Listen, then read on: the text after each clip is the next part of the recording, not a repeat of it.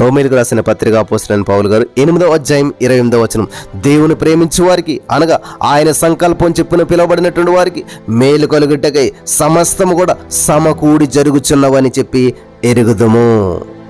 స్తోత్రం దేవా సర్వోన్నతుడా.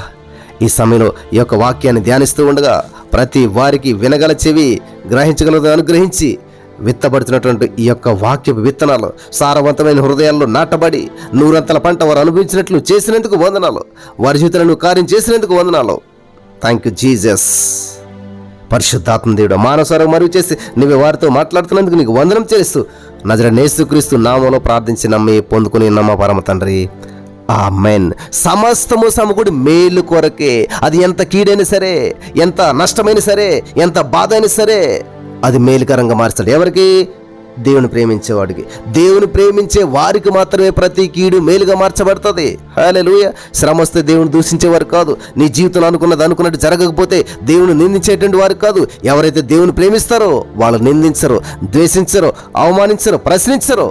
దేవుని ప్రేమించేటువంటి వారు. కాబట్టి ఈ రోజున నా ప్రియమైనటువంటి సహోదరి, నీ జీవితం ఎటువంటి పరిస్థితులు గుండా వెళ్తున్నా సరే, నువ్వు దేవుని ప్రేమించే వ్యక్తి అయితే ఎస్, ఈ సిచ్యువేషన్ కూడా నాకు మేలుకరంగా మార్చేస్తున్న దేవుడు అని నువ్వు చెప్తా ఉండాలి. ఒక అద్భుతమైనటువంటి సంఘటన మీతో పంచుకోవాలని చెప్పి ఆశపడుతున్నాను. ఒక వ్యక్తి ఒక గుర్రాన్ని పెంచుకుంటూ ఉన్నాడంట. అది పెరుగుతూ వస్తుంది. ఆ గుర్రం ఎలాంటి గుర్రం అంటే అది ఎంతో పని చేస్తూ ఉంది. దానివల్ల వాళ్ళ కుటుంబం మొత్తం పోషించబడుతుంది, దీవించబడుతుంది, చాలా ఉన్నతమైన స్థితికి వెళ్తూ ఉన్నారు. ఇది చూసినటువంటి ఆ యొక్క ఊరి వాళ్ళందరూ, అరే ఎంత పేదగా ఉండేటువంటి వారు, ఈ గుర్రం వల్ల మీరు ఎంత ఐశ్వర్యవంతులు అవ్వారు, నిజంగా మీరు బ్లెస్డ్ ఫ్యామిలీ అని చెప్పి అంటా ఉన్నారంట. మీరు నిజంగా ఆశీర్వదించబడిన వారు, దేవుడు మిమ్మల్ని ఉన్నతమైన స్థితిలో పెట్టాడు, ఇదంతా దేవుడి దీవెనే అని అన్నారంట. సడన్గా ఒకానొక రోజు ఈ గుర్రం మిస్ అయిపోయింది. సడన్గా ఈ గుర్రం వెళ్ళిపోయింది ఎక్కడికో. ఎంత వెతికినా దొరకలేదు, కనిపించలేదు. 5 రోజులు అయిపోయింది, 10 రోజులు అయిపోయింది, దొరకలేదు ఎక్కడ కూడాను. దొరికింది అవకాశం. లోకస్తులందరూ అంటున్నారు, ఓహో ఇదంతా ఆశీర్వాదం అనుకున్నామేమో, ఇది కాదు శాపం, ఇదంతా శాపము. నిజంగా దేవుడిచ్చిన ఆశీర్వాదం అయ్యి ఉంటే ఉండాలి కదా మరి.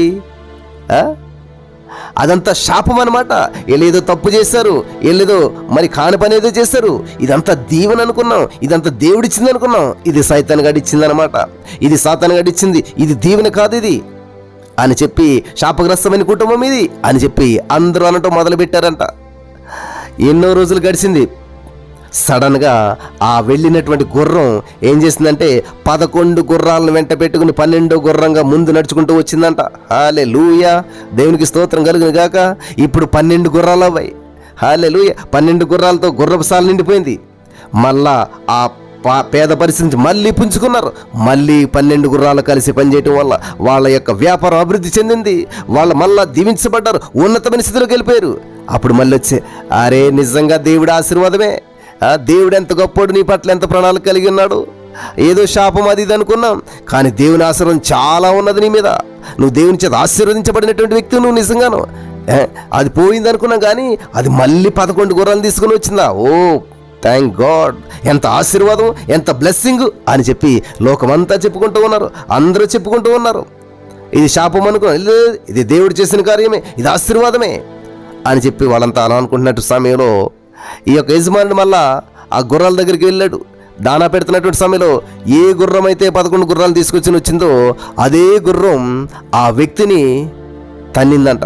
ఎప్పుడైతే తన్నిందో కాలు విరిగి అదే సమయంలో పెరాలసిస్ వచ్చి ఇంకా అతను నడవలేకుండా అయిపోయి మొత్తం ఆ కాలంతా కూడా పనిచేయటం మానేసిన తర్వాత దొరికింది ఛాన్స్ మళ్ళీ ప్రజలకి.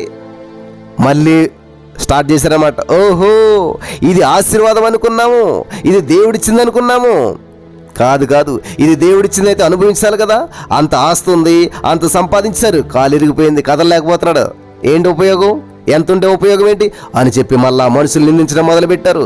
ఇది దేవుని ఆశీర్వాదం కాదు, ఇది శాపమే. ఈ కుటుంబం మీద శాపం వేలుబడి చేస్తూ ఉంది. ఎంత ఉన్నా కూడా అనుభవించలేకపోతున్నారు. ఈ కుటుంబం అంతా కూడా శాపంతో నిండిపడిపోయి ఉన్నది. అంతా ఉన్నది కానీ ఇది సరైన ఐశ్వర్యం కాదు, ఇది దేవుడిచ్చిన ఐశ్వర్యం కాదు, ఇది శాపగ్రస్తమైన ఐశ్వర్యం, ఇది శాపగ్రస్తమైనటువంటి వ్యాపారం ద్వారా వచ్చినటువంటిది. కాబట్టి ఇది అన్యాయంగా వచ్చినటువంటిది.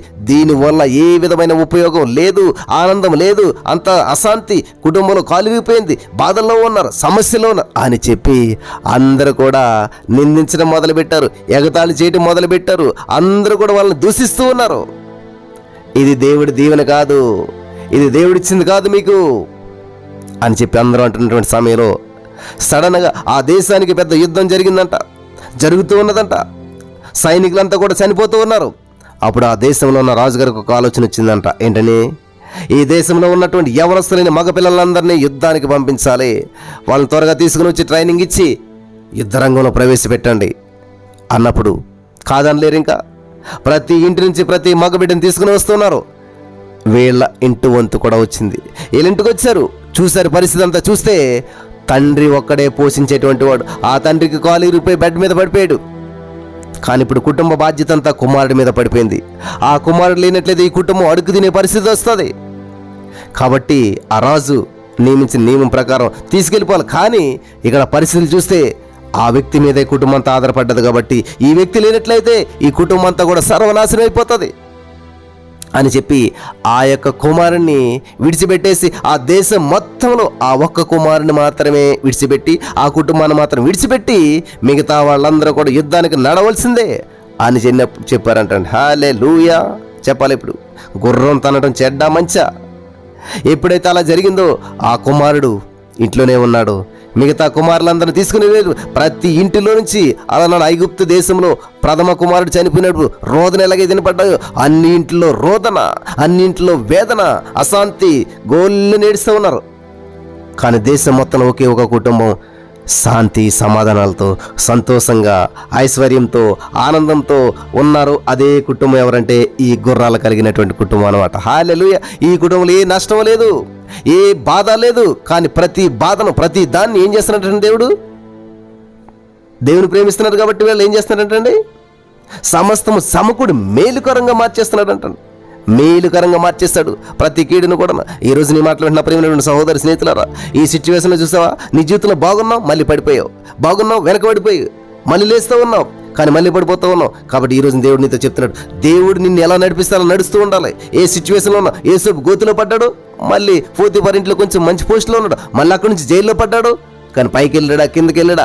ఆయన విశ్వాసం మాత్రం పైకి కిందకి వెళ్ళట్లేదు. ఆయన విశ్వాసం మాత్రం స్థిరంగానే ఉన్నది. ఆయన విశ్వాసంలో మార్పులు రావట్లేదు. In the name of Jesus. Hallelujah. కాబట్టి ఈ రోజున నీ పరిస్థితులు ఎలాగున్నా, నీ స్థితిగతులు ఎలాగున్నా సరే, నువ్వు ఏ స్థితిలో ఉన్నా సరే, నీ విశ్వాసంలో మార్పులు రాకూడదు. లోకం ని నిందించినా, దూషించినా, ద్వేషించినా, పొగిడినా కూడా దేన్ని కూడా పట్టించుకోకుండా ముందుకెళ్ళినట్లయితే ఖచ్చితమైనటువంటి ప్రణాళిక నీ పట్ల కూడా దేవుడు ఒక ప్రణాళిక కలిగి ఉన్నాడు. సమస్తము సమకూడి మేలుకరంగా మార్చేస్తాడు. లోకం చూసినట్టు చూడొద్దు, లోకం ఆలోచించినట్టు చేయొద్దు, దైవికంగా ఉందాం మనం. మరి అలా ఉన్నప్పుడు నీ జీవితంలో జరిగే ప్రతి చేదు అనుభవం మధురంగా మార్చబడుతుంది, ప్రతి కీడు మేలుగా మార్చబడుతున్నది. ఇప్పుడు మార్చిన దేవుడు ఖచ్చితంగా మిమ్మల్ని కూడా మారుస్తాడు, మీ జీవితంలో కూడా కార్యం చేస్తాడు. నమ్మనేటువంటి వారు పొందుకుందరుగాక. ఆమేన్.